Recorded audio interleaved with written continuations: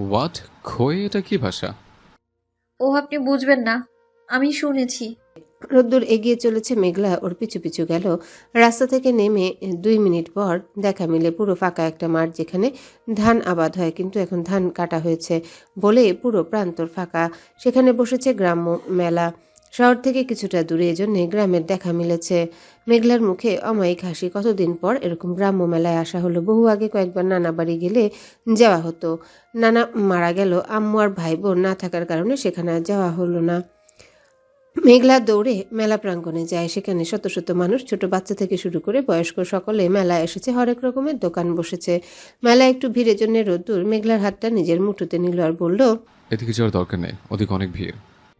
আরে চলুন না, ওইদিকে চুরি দোকান বসেছে দেখলাম। আমি নীল চুড়ি নিব, চলুন না। চুরি অন্য জায়গা থেকে নেব, চল। মেঘলা যেন রোদ্দুরের কথা শুনতে রাজি না, বারবার বলছে যেতে। এবার রোদ্দুর রেগে যায়, হাত ছেড়ে দিয়ে বলে, যা, এদিকে ভিড়ের মধ্যে যা। কত বাজে মানসিকতার মানুষ আছে, ভিড় ভাটের সুযোগ নিয়ে গায়ে হাত দিবে, তখন খুব ভালো লাগবে। যা, এখনো দাঁড়িয়েছিস কেন? রোদ্দুরের ধমকে মেঘলা কেঁপে উঠে। ও বুঝতে পারেনি, এ কথা মাথায় আসেনি আজকাল। মেলা কিংবা বাস ট্রেন যেখানে বলেন, ভিড়ভাট্টার মধ্যে কিছু নিচু মন মানসিকতার মানুষ মেয়েদের গায়ে হাত দিতে ছাড়ে না। হয়তো দেখতে পায় না বলে কিছু বলতে পারে না। মনে মনে গিল্টি ফিল হয় আর ঘৃণা হয়। ওই মানুষগুলোর প্রতি সঠিক শিক্ষা পায়নি বলে এমন হয়েছে। রোদ্দুর রেগে আছে। মেঘলা চুপচাপ দাঁড়িয়ে কিছু বলবে ভেবেও ভয়ে বলতে পারছে না। কি দরকার ছিল, না বুঝে এমন হলো, শুধু শুধু সময়টা নষ্ট। মেঘলা রোদ্দুরের সামনে গেল, মুখ ফুটে বলল, বাসায় যাব চলেন, বিকেল হলে বাসায় চিন্তা করবে সবাই। মেঘলার চোখে জল ছলছল করছে। রোদ্দুর কিছু বলতে গিয়ে বলে না ওকে। একটু দূরে ফাঁকা জায়গায় রেখে চলে যায়। ওই ভিড়ের মধ্যে 2 মিনিট পর বেরিয়ে আসে, হাতে 2 ডজন নীল কাচের চুড়ি এনে মেঘলার হাতে দেয়। আর কিছু রাখবে? মেঘলা ছলছল চোখে হাসির ঝিলিক, মাথা দুলে আর কিছুই চায় না। এই সামান্য চুড়ি নিয়ে যে এত খুশি, তা ওকে দেখলে বোঝা যেত না। কিছু মেয়ে আছে যে সামান্যতে খুশি, তার মধ্যেও পড়ে। আরও কিছুক্ষণ ঘোরাঘুরি করে সেখান থেকে চলে আসে দুজন। 10 মিনিট আসার পর রাস্তার পাশে একটা কাঠগোলাপ গাছ দেখতে পেয়ে মেঘলা আবদার করে সে নিবে। রোদ্দুর গাড়ি থেকে নেমে, গাছটা বেশ বড়, নিচ থেকে নাগাল পাওয়া মুশকিল। ফুল নিতে হলে গাছে উঠতে হবে, নয়তো লাঠি দিয়ে পারতে হবে। রোদ্দুরের কাছে গাছে ওঠা ব্যাপার না হলেও জামাতে দাগ লাগবে ভেবে উঠতে মন চাচ্ছে না, কিন্তু মেঘলা যখন চেয়েছে নিতে হবে। ছোট থেকে জানি ওর পছন্দের ফুল কাঠগোলাপ আর শিউলি, সেটা তো এখন আর পাওয়া যাবে না। রোদ্দুরের ভাবনার মাঝে গ্রামের কিছু বাচ্চা ছেলে আসে। বয়স 10-11 হবে। তারা গাছে উঠে ফুল পেড়ে দেবে বলে গাছে উঠে পড়ে। ছোটবেলায় গাছে ওঠার মজার বিষয় ছিল। অনেকগুলো ফুল দিতে চাইলেও মেঘলা বলে সে একটা নেবে। তার কথা মতো একটা ফুল নেয় রোদ্দুর। মেঘলা ওর কানে গুজে দিতে দিতে বলে, ফুলের কানে ফুল গুজে দিলাম, আরও দিলাম ভালোবাসা। আমার জন্য তার মনে কি আছে একটু প্রেম আসা? কথাগুলো মনে মনে বলায় মেঘলা শুনতে পায়নি। রোদ্দুর চোখের ইশারায় মেঘলাকে গাড়িতে উঠতে বলে সেখান থেকে বাচ্চাগুলোকে বিদায় জানিয়ে চলে আসে। এখন বাজে 5টা, একটু পর সন্ধ্যা লাগে। রোদ্দুর আগে বাসায় ফোন করে বলে দিয়েছিল মেঘলা তার সাথে আছে, এজন্য কিছু বলেনি। চৌধুরী বাড়ির সামনে গাড়ি দাঁড় করায় রোদ্দুর। মেঘলা দুজনেই নেমে বাড়ির ভেতরে যায়। বাসার ভিতরে যেতে, রোদ্দুর, তুমি কেমন আছো? কোথায় গিয়েছিলে? তোমাদের মিস করছিলাম। রোদ্দুরকে কতদিন পর দেখলাম। বলে উঠে গিয়ে রোদ্দুরকে জড়িয়ে ধরে নিজেদের কথা বলেন। সম্পর্কে বোনজামাই হলেও সম্পর্ক তাদের বন্ধুত্বপূর্ণ। এবার পিছনে মেঘলাকে দেখে জিজ্ঞাসা করে, কেমন আছো শালিকা? আলহামদুলিল্লাহ ভালো আছি দুলা ভাই, আপনি কেমন আছেন? আর বলো না, তোমার বোন কি শান্তিতে থাকতে দেয়? শুধু রাগ করে বসে থাকে। দেখো, এখনও রাগ করে বসে আছে। কারণ হলো, আরও 3 দিন আগে আসতে চেয়েছে, কেন আসেনি? আমার কাজ ছিল বলে আসতে পারিনি, সেটা বুঝতেই চায় না। হৃদিতা মুখ কালো করে বসেছিল। সাব্বিরের কথা শুনে চেতে উঠে বলে, একদম যাতা বোঝাবেন না শাকিল। আমি বলেছে কালকেই শেষ হয়েছে, তবু আসেননি। আরে কালকে আসতে চেয়েছিলাম, কিন্তু রাত হয়ে গিয়েছিল, এই জন্য আসেনি। তা আসবেন কেন? ভালোবাসা থাকলে মানুষ মাঝরাতেও তার টানে আসে। আপনি তো ভালোবাসেন না। কী সব বলছো? ভীষণ ভালোবাসি, সেটা তুমিও জানো। আর শাকিল, তোর খবর আছে? ভুল নিউজ দিয়ে আমার সংসার ভাঙতে চাস? রোদ্দুর সাব্বিরের কথা শুনে ওদের বাম পাশে তাকায়, দেখে একটা ছেলে বসা। হয়তো ওর নামই সাব্বির, কিন্তু সমস্যা হলো ছেলেটা মেঘলার দিকে তাকিয়ে আছে। তা দেখে রোদ্দুরের রাগ উঠে যায়, কিন্তু কিছু বলে না। সাব্বিরকে জিজ্ঞাসা করে, কে? ও শাকিল, আমার কাজিন। ও ঢাকা মেডিকেলে পড়ে। একসাথে এসেছি, ও বলল ভাবির সাথে দেখা করে যাবে, তাই নিয়ে আসলাম। আগে তো কখনো আসেনি, পড়াশোনার চাপে থাকে।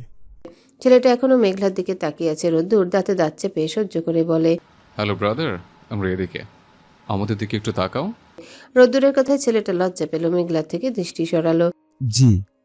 মেঘলা, রুমে যা, ফ্রেশ হয়ে নে। রোদ্দুরের কথা শুনে চলে যায় রুমে। সেদিকে আবার চেয়ে থাকে সেই ছেলে। রোদ্দুর বুঝতে পারে এর মতলব ভালো না, এরে বাসায় রাখা যাবে না। সাব্বির, তোমরা থাকো, আমি ফ্রেশ হয়ে আসছি। বলে যেতে নেয়। শাকিলের কাছে যেতে ওর ঘাড়ে হাত দেয়। অন্য জিনিসের উপর নজর দেওয়া, this is not fair, so control your eyes. রোদ্দুর চলে যায়। শাকিল ওর দিকে তাকিয়ে ভাবার চেষ্টা করে, কি মিন করে গেল একটু ভাবতে বুঝতে পারলো বোধহয় বিষয়টা কি। রাত 10টা বাজে, রাতের খাবার খাওয়ার সময় হয়েছে। সকলে বসেছে মেঘলার পাশে, হৃদিতা আরেক পাশে। আলিফ চৌধুরী এখনও দুটো সিট ফাঁকা আছে রোদ্দুর আর শাকিলের জন্য। সে সন্ধ্যায় বাসা যেতে চাইলেও চৌধুরী বাড়ির কেউ যেতে দেয় না। প্রথমবার এসেছে মেয়ে, শ্বশুর বাড়ির মানুষ বলে কথা, একটু অতিথি আপ্যায়ন করে খাওয়াতে হবে। রোদ্দুর রুম থেকে এসে মেঘলা সামনাসামনি চেয়ারে যখনই বসতে যাবে তার 10 সেকেন্ড আগে শাকিল তাড়াতাড়ি করে বসে যায়। তাড়াহুড়ো করার জন্য চেয়ারটা শব্দ করে, যার কারণে সকলের দৃষ্টি তার দিকে। আফজাল চৌধুরী জিজ্ঞাসা করে, কি হয়েছে বাবা, কিছু সমস্যা? শাকিল আমতা আমতা করে বলে, না আঙ্কেল, কোনো সমস্যা নেই। তাহলে তাড়াহুড়ো করছো কেন? ধীরে সুস্থে বসে খাও। এই রাহেলা, ওকে খাবার দাও। সকলে শাকিলকে আপ্যায়ন নিয়ে ব্যস্ত থাকলে রোদ্দুর চোখে মুখে রাগের আভাস। রোদ্দুর বুঝতে পেরেছে শাকিল ইচ্ছে করে মেঘলার সামনে বসলো যাতে রোদ্দুর বসতে না পারে। রোদ্দুরকে দাঁড়িয়ে থাকতে দেখে মাহিমা চৌধুরী বলে, দাঁড়িয়ে আছিস কেন? বস, খেতে দেই। এখন খেতে ইচ্ছে করছে না ছোট আম্মু। তোমরা তোমাদের অতিথিকে বেশি করে খাও, আর আমাকে এক গ্লাস পানি দাও। মাহিমা চৌধুরী এক গ্লাস পানি এনে দেয়। রোদ্দুর পানি খেতে খেতে ভেতরে ভেতরে রাগে ফুলছে আর মনে মনে বলছে, ইচ্ছে করছে শাকিলের বাচ্চাকে এখন তুলে বাইরে ফেলে দিয়ে আসে। কিন্তু সকলের জন্য কিছু বলতে পারছে না। এদিকে শাকিল খাওয়া বাদ দিয়ে মেঘলার দিকে তাকিয়ে আছে।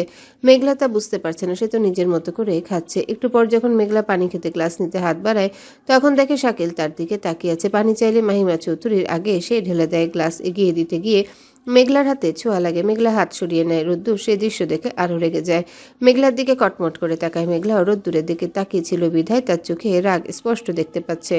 খাওয়ার মধ্যে রাহেলা চৌধুরী শাকিলকে জিজ্ঞাসা করে, তুমি কবে বিয়ে করেছো শুনেছি সাব্বির?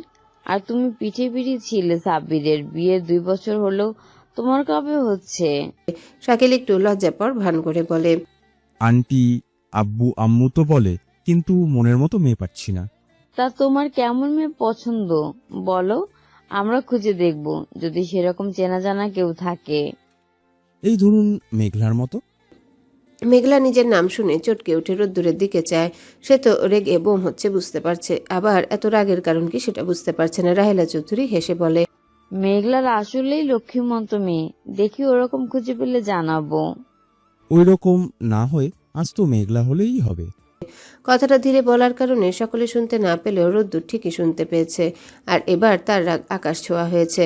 শাকিলের মুখ থেকে ওই কথা বাইরে হওয়ার সাথে সাথে রাগে হাতে থাকা কাচের গ্লাসটা জোরে চেপে ধরে, যার কারণে গ্লাসটা ফেটে যায়।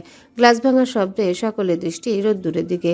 রোদ্দুরের হাতে কাচের টুকরো ঢুকেছে, সেখান দিয়ে রক্ত বাহির হচ্ছে। কলকলিয়ে তা দেখে সকলে দৌড়ে ওর কাছে আসে। মেঘলা হতবাক, এমন কিছু হবে ভাবে উনি। রাগ এত দূর আসবে শাকিল চুপচাপ দাঁড়িয়ে আছে। রোদ্দুরের দৃষ্টিতে তার দৃষ্টি। রাহেলা চৌধুরীর চোখে পানি এসেছে। ছেলের হাত আগলে নেন। ফার্স্ট এড বক্স আনতে বলেন তিনি। জানতে চান এমন হলো কি করে। রোদ্দুর হাত সরিয়ে নেয়, পকেট থেকে রুমাল বাহির করে হাতে বাঁধে আর বলে, এই সামান্য আঘাতের জন্য কিছু করা লাগবে না, এমনি ঠিক হয়ে যাবে।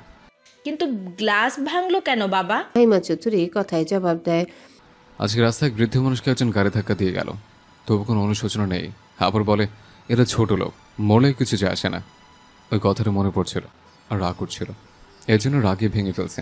রোদ্দুরের মন গড়া কথা সবাই বিশ্বাস করলেও মেঘলা করল না। সে খেয়াল করেছে শাকিলের ব্যবহার আর কথায় রাগ বাড়ছিল। এবার আফজাল চৌধুরী বলে ওঠে, এত কম ধৈর্য নিয়ে রাজনীতি নেমেছো, এত সামান্যতে রাগ কন্ট্রোল করতে পারছো না? ধৈর্য আমার বরাবরই আছে, তবে একটা বিষয়ে ধৈর্য ধরতে পারি না আর পারবো না। যে বিষয়ে আমি এক চুল দিব না সেখানে ধৈর্যের বাঁধ ভেঙে বিশাল কিছু হয়ে গেল, সেটা শুধু আমার নিজস্ব মতে, আমার নিজস্ব মতে হবে।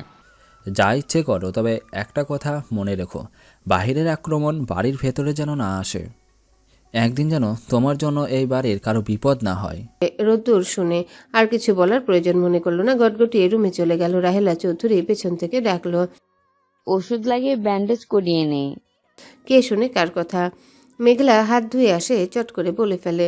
বড়ম্মু, ঔষধের ব্যান্ডেজটা দাও, আমি লাগিয়ে দিব। ঠিক আছে, যা, যদি পারিস। ছেলেটার কখন যে কি হয় বুঝতে পারি না, ওকে নিয়ে হয়েছে জ্বালা। মাহিমা চৌধুরী তারা দিল। যা, তাড়াতাড়ি জোর করে হলেও ব্যান্ডেজ করে দিবি। কতখানি কেটেছে কে জানে। সকলের আফসোস হলেও শাকিল চুপ মনে হচ্ছে, সে কিছুই দেখেনি। মেঘলা রোদ্দুরে রুমের সামনে দাঁড়িয়ে ভিতরে যেতে একটু ভয় লাগছে, যে রেগে আছে কিন্তু যেতে হবে, ওনার হাতে কাজ ফুটে আছে, সেগুলো বাহির করতে হবে ভেবে চট করে রুমে ঢুকে পড়ে। রোদ্দুর মাথা নিচু করে বসে আছে, কাটা হাতটা ওরকমই আছে অবহেলায়, আরেক হাত মাথার চুড়ে, হয়তো রাগ কন্ট্রোল করার চেষ্টা করছে। মেঘলা যেতে দরজা খোলার আওয়াজে রোদ্দুর সেদিকে তাকিয়ে আবার চোখ ফিরিয়ে নেয়। মেঘলা এসে রোদ্দুরের পাশে বসে, ভয়ে তার হাত কাঁপছে, তবুও হাতে গিয়ে রোদ্দুরের হাত ছয় টেনে নিজের দিকে আনতে গেলে রোদ্দুর ঝটকা মেরে হাত দূরে সরায়, কর্কশ কণ্ঠে বলে, এত দরদ দেখাতে হবে না। তুই এসছিস কেন? যা, ওখানে সকলে আছে, কত মানুষ কেয়ার করার আছে। পানি ঢেলে দিচ্ছে, খাবার বেড়ে দিচ্ছে, সেসব রেখে এসছিস কেন? যা এখনই। এরকম কেন করছেন? হাতটা দিন, কাজ ফুটে আছে, সেগুলো বের করে ওষুধ লাগাতে দিন প্লিজ, নয়তো পরে বেশি ব্যথা পাবেন। রোদ্দুর উপহাস করে বলে, মনের ব্যথার কাছে এই ব্যথা কিছুই না। সেটা যখন বুঝতে পারিস না, তবে এই আঘাতে ওষুধ লাগাতে হবে না। মেঘলা রোদ্দুরের হাতটা জোর করে নেয়, কাছের টুকরোগুলো আস্তে বাহির করে সেখান থেকে গলগল করে রক্ত বাহির হচ্ছে। তাদেরকে নিজেরই কষ্ট হচ্ছে, এমনিতেই ছোটখাটো বিষয়ে কষ্ট পাওয়ার অভ্যাস, এসব দেখে চোখে পানি আসে। কাটা জায়গায় ওষুধ লাগিয়ে ব্যান্ডেজ করে দেয়। রোদ্দুরকে জিজ্ঞাসা করে, আপনার এত রাগের কারণ কি? আসলেই কি নিচে বলা কাহিনী নাকি অন্য কিছু? আর মনের ব্যথা কি যেটা বুঝি না? রোদ্দুর উঠে দাঁড়ায়, ধপ করে আবার রাগ ওঠে যখন শাকিলের কথা মনে পড়ে। মেঘলাকে বসা থেকে উঠে আলমারির কপাটে দুই বাহু চেপে ধরে দাঁতে দাঁত চিবিয়ে অতিরিক্ত রাগান্বিত কণ্ঠে বলে, রাগের কারণটা বুঝতে পারিস না? ওই শাকিল তোর দিকে তাকিয়ে থাকে, পানিদের বাহানায় হাত ছুঁয়ে। কেন?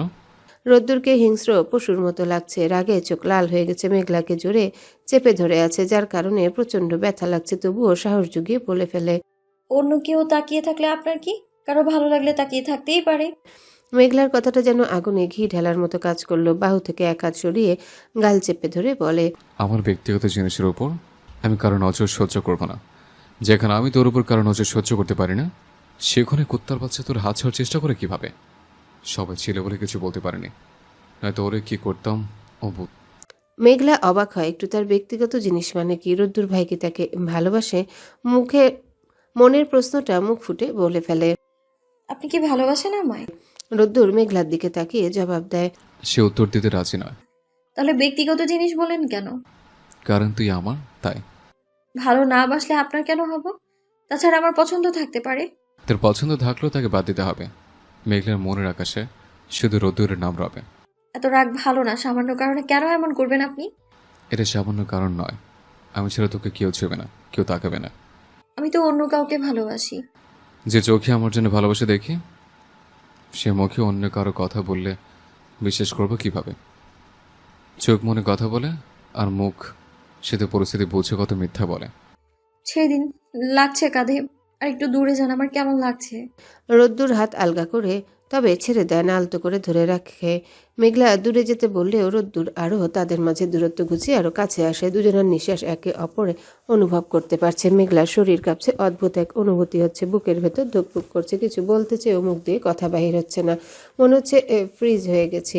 বহু কষ্টে মুখ দিয়ে কিছু বলতে চাচ্ছিল, তার আগে রোদ্দুর ঠোঁটে আঙ্গুল দিয়ে চুপ করিয়ে দেয়। মেঘলার ঠোঁট তিত্তির করে কাঁপছে, রোদ্দুর সেদিকে তাকিয়ে আছে, গোলাপি পাপড়ির ন্যায় ঠোঁট দুটোকে টানছে, মন বলছে ডুব দেই। রোদ্দুর ঠোঁটের দিকে এগুতে দেখে মেঘলা চোখ বন্ধ করে নেয়, বলার মতো কিছু বাহির হয় না। রোদ্দুর হঠাৎ থেমে যায়, নিজের মনে বলে, না, এটা ঠিক হবে না। মেঘলা খারাপ ভাবতে পারে। ভেবেই তাড়াতাড়ি দূরে সরে যায়। এতে করে মেঘলা আর স্বস্তির শ্বাস নেয়। এতক্ষণ মনে হচ্ছিল দম বন্ধ হয়ে যাবে, এত কাছাকাছি অনুভূতি ব্যাপক ভয়ঙ্কর। রোদ্দুর ছাড়া ছাড়া করে বলে, রুম থেকে যা তাড়াতাড়ি, আর সরি। মেঘলা মাথা নিচু করে রুম থেকে বাইর হয়ে যাচ্ছে, দরজা পেরিয়ে যাবে, তখনই পেছন থেকে রোদ্দুর বলে, ভালোবাসে প্রকাশ করতে চেয়েও 4 বছর থেকে অপ্রকাশিত রেখেছিলাম। 2 বছর দূরে ছিলাম, না দেখা যন্ত্রণায় ঘুমহীন রাত্রি পার করেছিলাম। আজ বাধ্য হয়ে বলে দিলাম। শুনেছি ভালোবাসে প্রকাশ করলে অবহেলা বাড়ে। আমি আজ ভালোবাসে প্রকাশ করেছি বলে অবহেলা করার চিন্তা করবি না। শাকিল হোক বা অন্য কোনো ছেলে, সবার থেকে 100 হাত দূরে থাকবে। আর যারা শাকিলের মতো জোর করে আসতে চাইবে, তাদের প্রেমিক রূপী ভয়ঙ্কর রূপ দেখাতে বাধ্য হব। তাই ওর আশেপাশে যাবে না তুই। ভালো করে জানিস আমার রাগের পরিমাণ কেমন। আর আমার কথা না শুনলে তোর খবর আছে। আমি তোকে ভালোবাসি, তাই আমাকেও তোকে ভালোবাসতে হবে।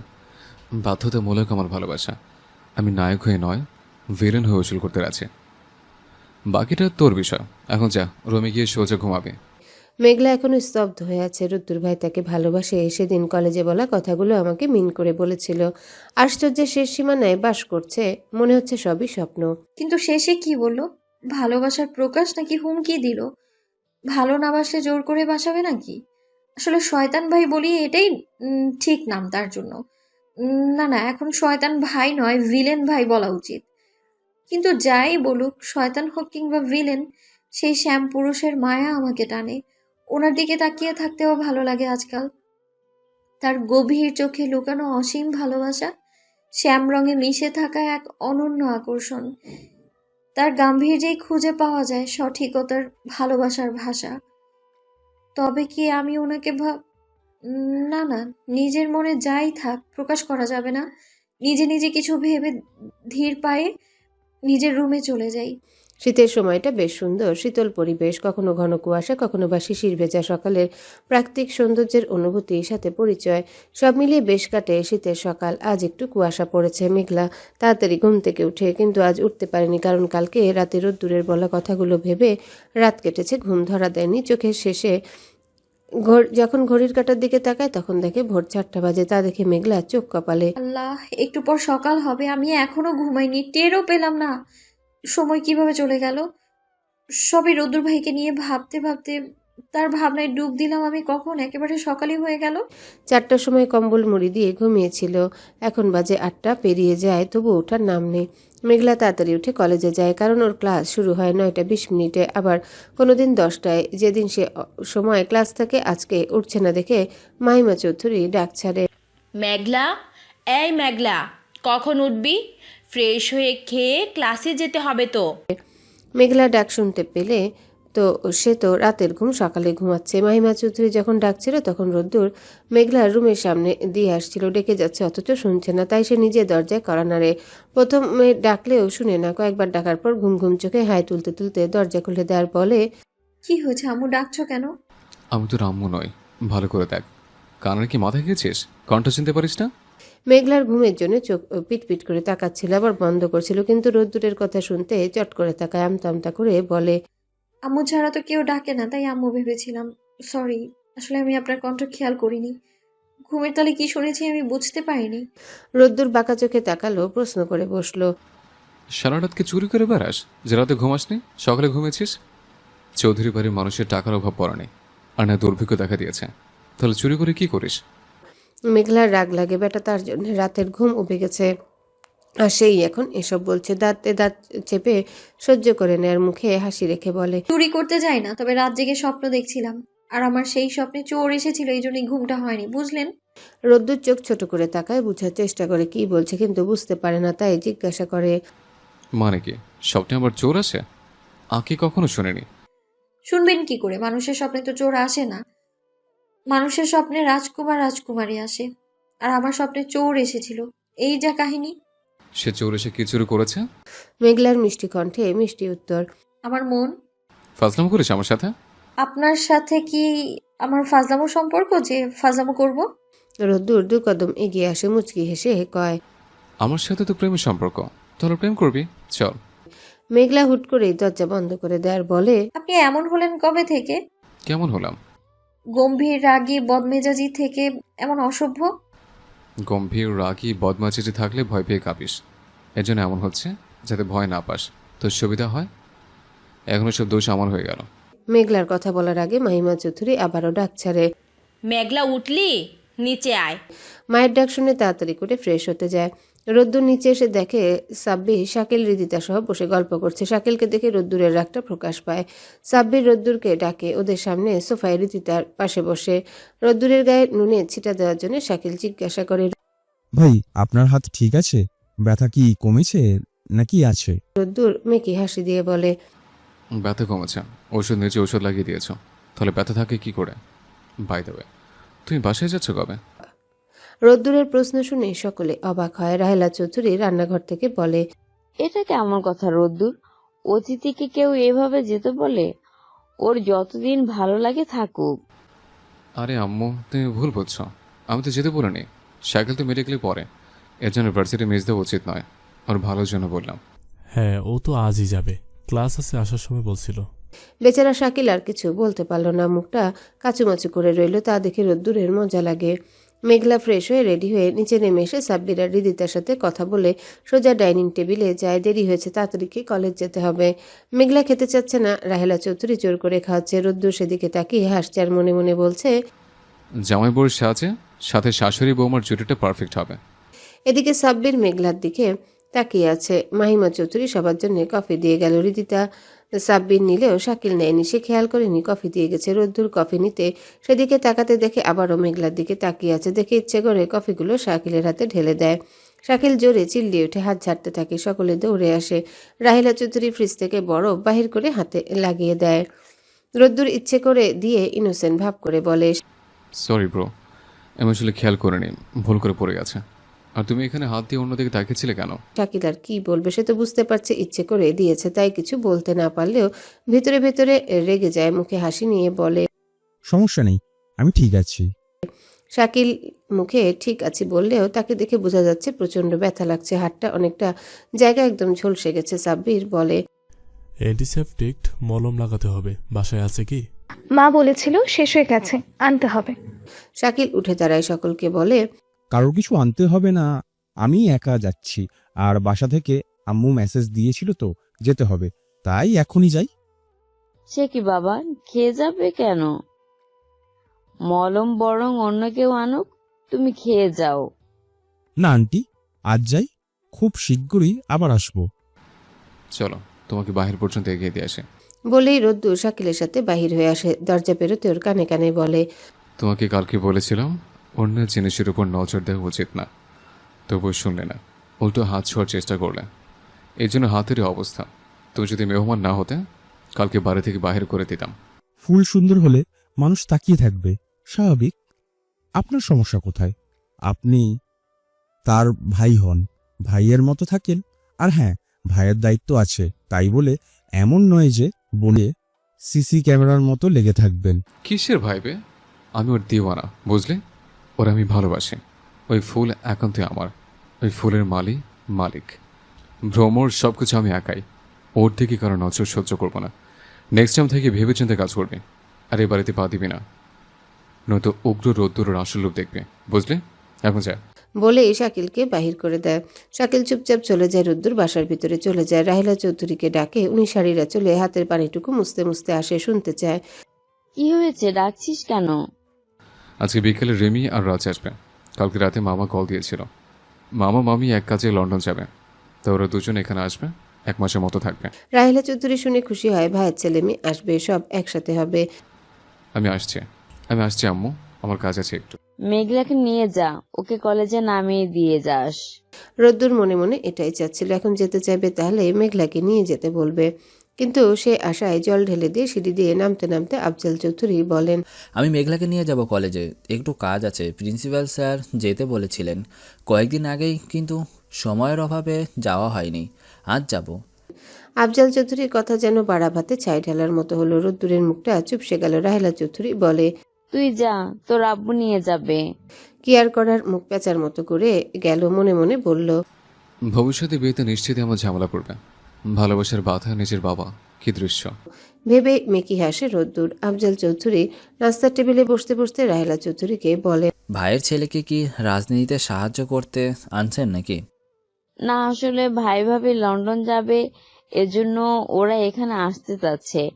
আপনার সমস্যা থাকলে মানা করে দিব। না, আমার সমস্যা আবার কি, বড় শত্রু তো ঘরের ছেলে, কথা শোনে না। আজকে কলেজে সাথী আসেনি। মেঘলা কলেজে এসে রোদ্দুরকে বলা কয়েকটা কথা বাদে সমস্ত কথা খুলে বলে। অবন্তিকা রিন্তি শুনে তো অবাক। বলিস কি, হবো এমপি সাহেব তোর প্রেমে মাতোয়ারা? তুই তার প্রিয়তমা, কি ভাগ্য তোর। রোদ্দুর ভাই আসলেই হ্যাপি মানুষ, সাথে প্রচন্ড ভালোবাসবে। কালকে সেটা কথাই বুঝতে পেরেছি, কিন্তু কালকের বলা প্রিয়তমা যে তুই, সেটা বুঝতে পারিনি। কি যে বলিস, মেঘলার মুখ দেখে বোঝা যাচ্ছে ও রোদ্দুর প্রেমে পড়েছে। দেখছিস না কেমন লজ্জা পাচ্ছে। ওদের কথা শুনে মেঘলার আসলে লজ্জা লাগছে, তবুও মেকি রাগ দেখিয়ে বলে, সরি, তোদের ফালতু কথা বাদ দে। সাথে আসেনি কেন? ওরে ফোন দে। আর শোন, আমি মোটেও ওনার প্রেমে পড়িনি। উনি নিজে আমার উপর দিওয়ানা হয়ে গেছে, নিজেই স্বীকার করেছেন, বুঝলি? কারোর প্রতি ভালোবাসার অনুভূতি থাকলে তা প্রকাশ করা ভালো, অনুভূতি প্রকাশ করলে অপর মানুষটা সেই অনুভূতির মর্যাদা দিলেই ভালোবাসা বাড়ে। আর তুই তো সেই অনুভূতিতে নিজেও আটকে গিয়েছিস। ভালোই হলো। হয়তো ভালো হলো, আবার ভালো না। পরিবারের কথা ভাবতে হবে তো, তারা কি রাজি হবে? হবে কেন? রোদ্দুর ভাই তো সবার প্রিয় পাত্র। যতদূর জানি তোর বাবা মা রোদ্দুর ভাইকে ভালোবাসে, তোর মা তার মতো জামাই খোঁজে। এত সহজ হলে তো ভালোই, দেখা যাক কি হয়। রাস্তার পাশে দাঁড়িয়ে রাগান্বিত কণ্ঠে ফোনে কথা বলছে মাহিম। একটা কাজ ঠিকমতো করতে পারো না। 3 দিন ছিলাম না, এর মধ্যে এত ঝামেলা করে বসে আছে। আপনাদের কি জন্য রেখেছি? ঘোড়ার ঘাস কাটার জন্য? আরো বকাঝকা করে ফোন কাটে আর বলে একটাও কাজের না, বলে পিছনে ঘুরে রাস্তার পাশে শপিং মলে যাওয়ার জন্য উদ্যত হয়। সিঁড়ি বেয়ে উঠছিল, উপর থেকে একটা মেয়ে তাড়াহুড়ো করে নামতে গিয়ে মাহিমের সাথে ধাক্কা খায়। এমনিতেই তার মাথা গরম হয়ে আছে, তার মধ্যে কেউ ধাক্কা দিল। আরো রেগে উঠে গেল। সামনের ব্যক্তিকে দেখার প্রয়োজন মনে না করে বলল, চোখে কি দেখতে পান না সামনে কেউ আসছে কিনা? দেখবেন না? বাসা থেকে বাহির হয় মানুষকে ধাক্কা দিতে মনে হয় রাস্তাঘাট। শপিং মল নিজের বাবার, এজন্য আশেপাশে মানুষ থাকবে না, উনি একা চলবে।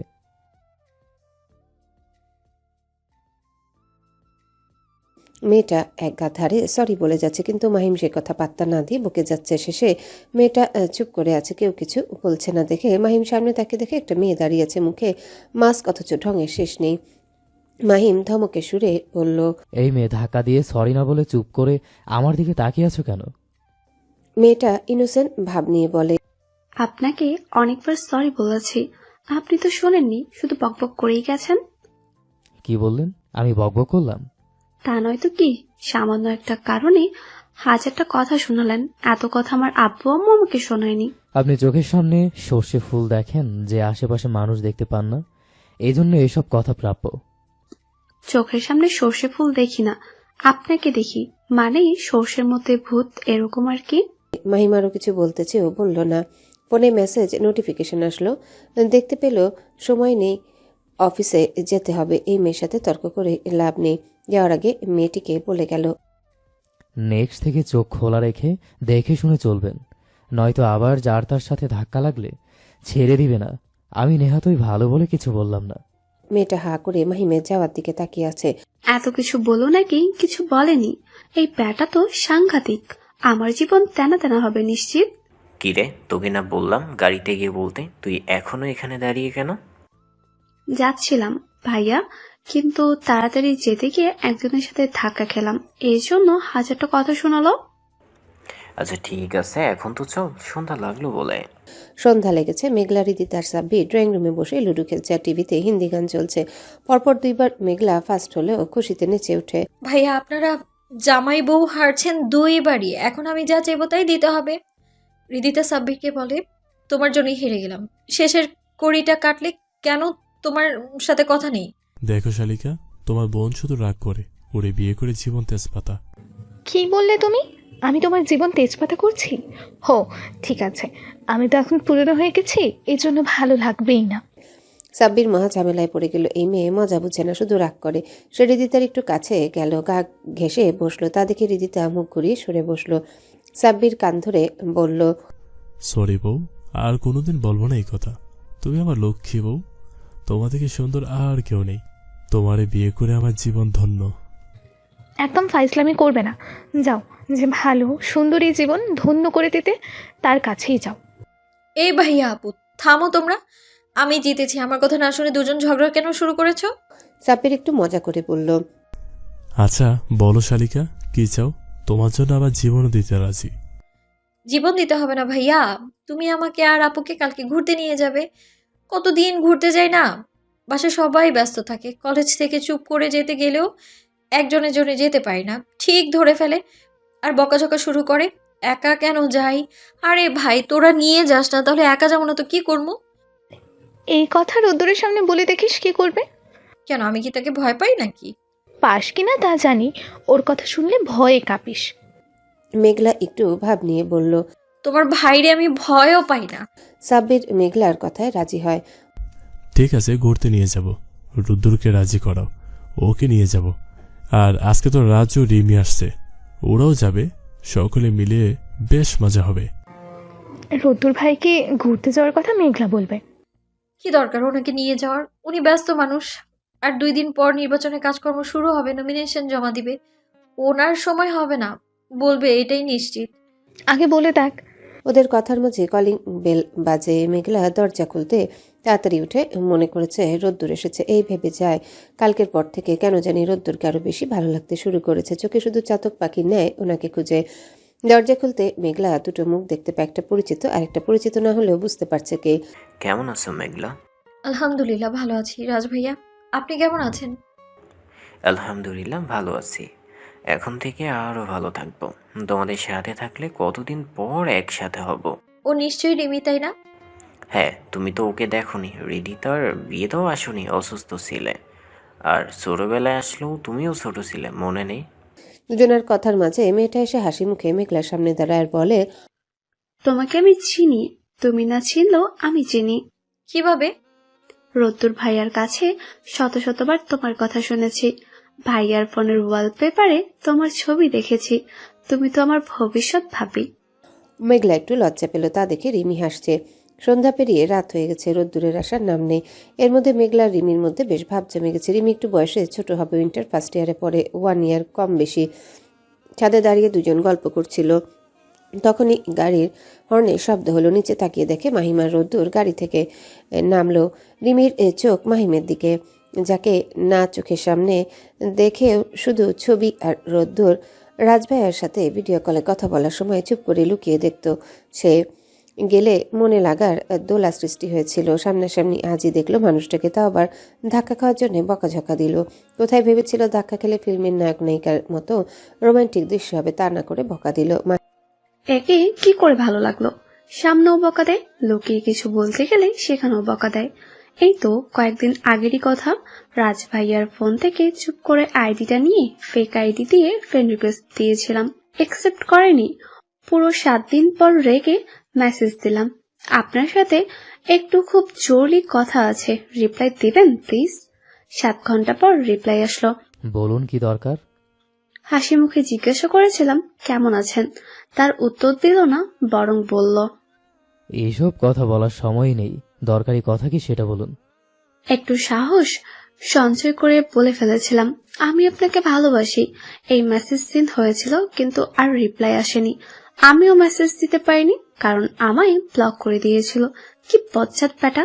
রাগে সেদিন রাতে আবার আরেকটা আইডি খুললাম, একটা সুন্দর ছন্দ লিখে মেসেজ দিলাম, আমি আপনার মনের আকাশ হব, আপনি কি আমার রংধনু হবেন? আমি আপনাকে ভালোবাসবো, আপনি কি আমার জীবন সঙ্গী হবেন? মেসেজ সেন্ড করার 2 মিনিট পর সেন্ড হলো, রিপ্লাই আসলো। একটা ব্লগ করতে আর একটা আইডি খুলে হাজির হলেন। কে আপনি বলুন তো? আর আমার প্রেম ভালোবাসার প্রতি ইন্টারেস্ট নেই। আমিও বলেছিলাম কেন এমন করছেন, আমি তো আপনাকে ভীষণ ভালোবাসি। মাহিম রেগে গেল, উত্তর দিল, আবার এসব ফালতু কথা বলতে আসলে খবর আছে। আর মেসেজ দিবেন না আমায়, সময় নেই। পারলে অন্য ছেলেকে প্রেম নিবেদন করে বেড়ান, আমি নয়। আর যদি সাহস থাকে সামনে এসে বলেন। এই কথা বলে আবার ব্লক দিয়েছিল। কি এক যন্ত্রণা, ভালোবাসি বলতে গিয়ে ব্লক খাই, আবার তাকেই চাই। এই রিমি নিচে চলো, মাহিম ভাইয়া আর রোদ্দুর ভাইয়া আসলো, চলো। মেঘলার কথায় ভাবনা থেকে বেরিয়ে আসে। দুজনে ছাদ থেকে নেমে যায়। বাসায় হই হুল্লোড়, আড্ডা চলছে। কতদিন পর সকলে একসাথে হয়েছে। খাওয়া দাওয়া শেষ করে সকলে ছাদে বসে কফি আড্ডা দিবে, এই প্ল্যান ও করা শেষ। এখন আপাতত ড্রয়িং রুমে বসে গল্প আসর জমেছে। আফজাল চৌধুরী রাজের সাথে কথা বলছে, আলিফ চৌধুরী ভাইয়ের পাশে বসে আছে। মেঘলা আর রিমি একটা সোফায় বসে, ওপাশে সাব্বির, রিদিতার মাহিম বসে। রাজ একা, রোদ্দুর নেই, ওর ফোন কল আসায় কথা বলতে গেছে।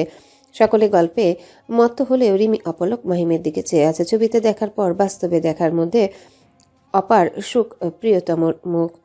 রোদ্দুর কথা বলা শেষ করে মেঘলার পাশে বসে। হুট করে বসায় মেঘলা চমকে যায়, আশেপাশে তাকায় কেউ দেখেছে কিনা। অন্য সকলে সেটাকে স্বাভাবিক ভাবে, কিন্তু সামনে থাকা রাজনীতিতা সাব্বির সহ মাহিমও হেসে উঠে। রিমি বলে ফেলে, ভাইয়া এখানে কিন্তু আমরা সবাই আছি, সেটা একটু দেখিও। রোদ্দুরের গাছাড়া উত্তর।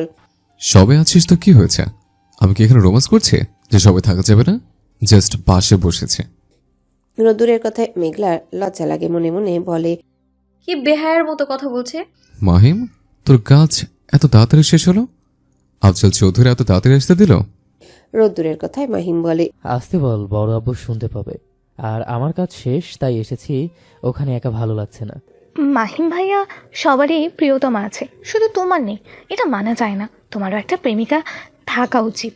হৃদিতার সাথে সাব্বির আর রাজও তাল মেলায়। ওদের কথা শুনে শুষ্ক হাসে। মাহিম জবাব দেয়, প্রিয়তমা সে তো বড় কঠিন শব্দ, যার অর্থ আরও ভয়াবহ। মাহিমের কথার মানে সকলে বুঝতে পারলেও রিমি বুঝতে পারল না। তাই সে চেয়ে রইল মাহিমের অতীত সম্পর্কে। কম বেশি ওখানে সকলে জানে রিমি বাদে। তাই সে প্রশ্ন করল, অর্থ ভয়াবহ কেন? রিমির প্রশ্নে ওর দিকে চায় মাহিম। এতক্ষণ সেভাবে লক্ষ্য না করলেও কেবল তাকালে কেমন চেনা চেনা লাগছে। চোখগুলো মনে হচ্ছে কোথাও দেখেছে, ঠিক মাথায় এলো না। মুচকি হেসে বললেন, ছোট মানুষ এত কঠিন কথা বুঝবে না, তাই না জানাই ভালো। রাত 11টা বাজে। বাড়ির বড়রা সকলে নিজ নিজ রুমে গেছে। বাকি ছোটরা সব ছাদে তাদের কফি আড্ডার ব্যবস্থা চলছে। রিমি আর হৃদিতা ছাদের মেঝেতে মাদুর পাচ্ছে। রাজ পাশ থেকে বলল, কফি কে বানাবে তা ঠিক করেছো? রেদিতা, রেমি আর মেঘলা যাবে। সামান্য কফি বানাতে এতজন যেতে হবে? তাহলে তুই যা। আজ একটা পার্টনার থাকলে বলতে হতো না, আমি ওকে নিয়ে যেতাম। আচ্ছা ঠিক আছে, কাউকে যেতে হবে না, আমি যাচ্ছি। মেঘলা কফি বানাতে যাবে, সাথে রুদ্দুরকে পাঠাও। প্রেমিক পুরুষ কাজে হেল্প করবে, কেয়ারিং হবে, তাহলে তো প্রেম বাড়বে। কথাগুলো বলে অট্টহাসিতে ফেটে পড়ল রাজ। রোদ্দুর ওকে চাপড় মেরে বলল, সময় আসবে আমারও, অপেক্ষা করব তোর জুলিয়েট কবে আসবে। রোদ্দুর আর মেঘলা নিচে গেছে। 10 মিনিট হলো। হৃদিতা রিমিকে বলে, যা তো দেখে আয় ওরা কি করছে, আসছে কিনা। রিমি মাথা নাড়ায়, পা বাড়ায় ছাদ হতে যাওয়ার জন্য। ওপাশে ছাদের দরজার কাছে মাহিম দাঁড়িয়ে কারোর সাথে কথা বলছে। রিমি আসছে। মাহিমের কথা বলা শেষ। পিছনে ফিরে আসতে গেলে রিমির সাথে ধাক্কা লাগে। রিমি পড়তে নিলে ওকে ধরে ফেলে, কিন্তু ধাক্কা সামাল দিতে না পেরে পড়ে যায় ছাদের মেঝেতে। রিমি মাহিমের দিকে তাকিয়ে আছে। মাহিম তড়িঘড়ি করে উঠে সরি বলে আমি দেখতে পাইনি, সরি। It's okay. রুমি নিচে আসতে চায়। তখন মাহিম পিছুটাকে। শোনো, জি, কিছু বলবেন? শপিং মলের সামনেই যার সাথে ধাক্কা লেগেছিল সে মেয়েটা কি তুমি ছিলে? রিমি কি বলবে না কি বলবে না ভেবে সত্যিটা বলে মাথা নাড়ায়। হ্যাঁ। আমাকে চিনো? এর উত্তর কি দিবে? ও তো শুধু চেনেই না, মনের কুঠুরিতে জায়গা দিয়ে ফেলেছে এই পুরুষকে, অথচ সে জানে না, চিনেও না তাকে। কি হলো, চুপ করে আছো কেন? জি জি চিনি, ভাইয়ার ফোনে আপনাকে দেখেছিলাম। তাহলে শপিং মলে বললে না কেন? এমনি, আমি আসি। হৃদিতা আপু নিচে যেতে বলল।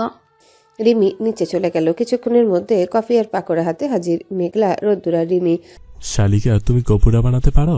ওর মতো অলসের দ্বারা পকোড়া হবে ভাবলে কি করে? পকোড়া কি কি দিতে হয় সেটাই জানে না। রোদ্দুরের খোঁটামারা কথা শুনে মেঘলা রাগে ফুঁসে হৃদিতা জানতে চায়, তাহলে কে বানালো, তুমি? না, ছোট আম্মু বানিয়ে দিল, আর ও চেয়ে চেয়ে দেখছিল। ভাইয়া, তোমার কপালে দুঃখ আছে, কারণ তোমার ভবিষ্যৎ বউ রান্না জানে না। রান্নার স্পেশাল ক্লাস নিলে দেখবি দেখদিনই শিখে যাবে। কথাটা মেঘলার দিকে তাকিয়ে বলল, কিন্তু ওর মুখ ফুলে ফেপে আছে। সবাই এই গল্পে মজেছে কত ধরনের ফানি কথা। রাজ সে তো মজা করার জন্য এক মেয়েকে কল দিল। প্রথম 2 বার রিং হওয়ার পর কল রিসিভ হলো। পাশ থেকে সালাম দিল, জানতে চাইলো, কে? কি বেবি, আমি চিনতে পেরেছ না? আমি তোমার জান প্রাণ রাজা।